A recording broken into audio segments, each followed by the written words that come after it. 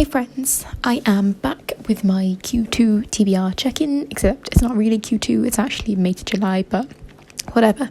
It's the last 3 months of my TBR, and I'll tell you straight off that I haven't really been reading much from my physical TBR, or really reading much at all the last few months, so I think this will be a fairly short video, but it's keeping me accountable, so let's just get into it. So books I've read, I've only read 3 books in the last 3 months, and all of them were in May. All the progress happened in May.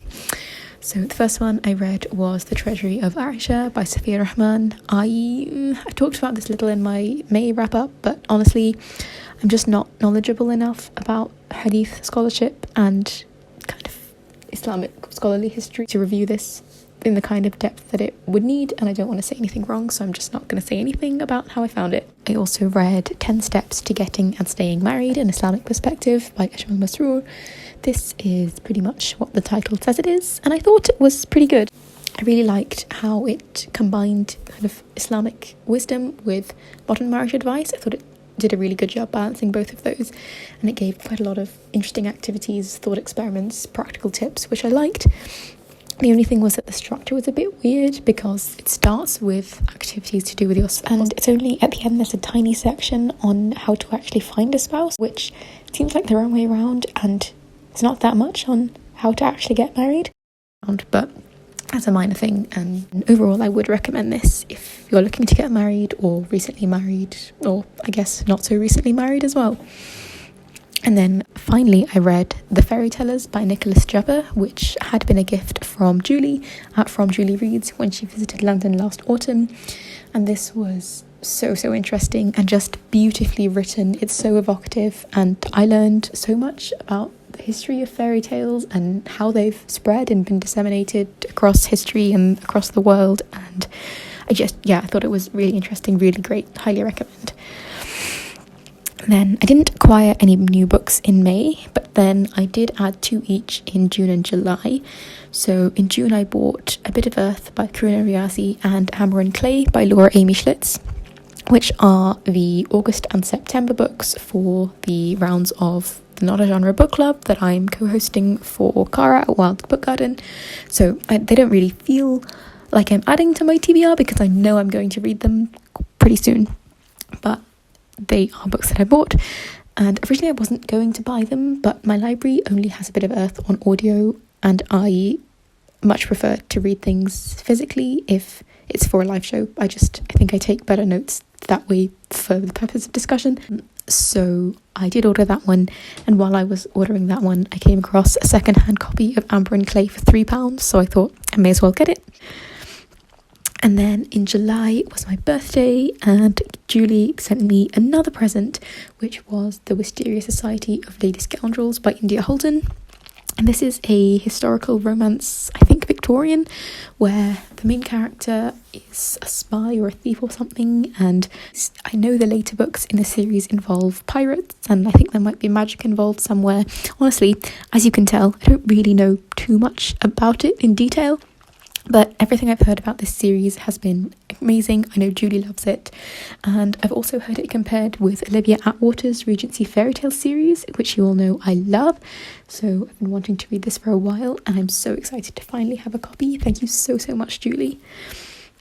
And Julie also sent me a copy of Amari and the Night Brothers, which I had ordered previously for my sisters, and that copy has disappeared, but it was still on my list, so it doesn't add to my statistics, even though it's still one that I need to get to. And then finally, at the end of July, this one was a complete impulse purchase, but I stumbled across Houseman's bookshop in London while I was waiting to meet a friend, which is a quote-unquote radical bookshop that sells books on anti-racism and climate justice and the history of resistance and rebellion. It's just really interesting little place. Recommend having a look if you're ever in the King's Cross area. But I happened to find Michaela Loach's new book, It's Not That Radical, Climate Action to Transform Our World, which I've been following Michaela Loach for a long time, and I really admire her work. So this has been on my radar ever since it was announced, and it just came out in April. And I wasn't really planning to buy it. I was going to wait for the library to get it, but once it was in front of me, I thought I may as well get it. Wanted to support her. And yeah, I'm hoping that this is going to be about kind of actual practical things that people can do to tackle climate change. So I'm excited about that.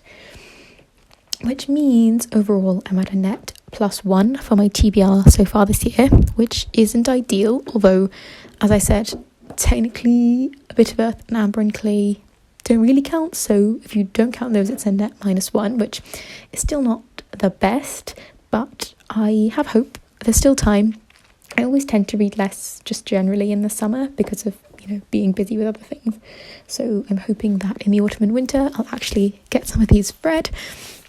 And similarly for my series TBR, which is the last thing, the 5 series I wanted to finish this year, I have read the second books in the 2 remaining duologies that are on the list, which were Raybearer by Jordan Ifueko and Jinxed by Amy McCulloch, which brings me up to 3 out of 5 series finished, or 3 out of 8 books read. So either just over or just under half, depending on how you look at it, which is okay for just over halfway through the year. And the last 2 series I still need to get to are The Agency by Y.S. Lee, which I have 3 books left in, and The Mirror Visitor by Christelle Lebeau, which I need to read the last 2 books in. And I'm still hoping to get to both of those this year. I feel like I might. I've read the first 2 Mirror Visitor books on audio and I hated the narration so much. That's the only reason I didn't continue on with the series then and there. And at the same time I read the first 2. But if I think I'm not going to get to them in print, I might end up just biting the bullet and doing them both on audio as well and just powering through. We shall see. I don't know. But yeah, still hoping to finish both of these this year. And yeah, that has been my Q2-ish TBR check-in. Let me know how your TBR is going this year and if you've hauled anything exciting in the last 3 months. And yeah, thank you for watching and I hope you're all doing really well. Bye.